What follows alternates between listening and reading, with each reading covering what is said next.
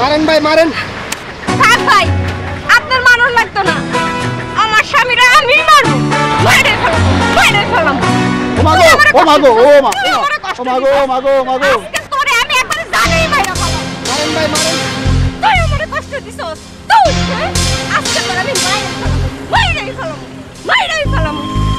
আর আমি আমার এত বড় একটা পেট নিয়ে আমি মানুষের বাড়ি কাম কইরা খাই, আর তুমি মৌজ করো অন্য বেটে নিয়া।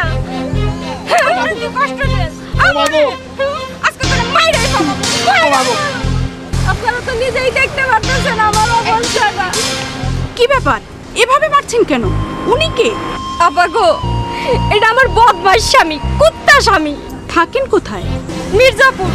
খবর পাইয়া তার ঠিকানা এসে দেখি এক বেটিরে বিয়া করে মৌজ করে সে থাকতেছে। আমার এই অবস্থা করে সে 1 বছর ধরে ভাগছে। কি যে কষ্ট করতেছি আমি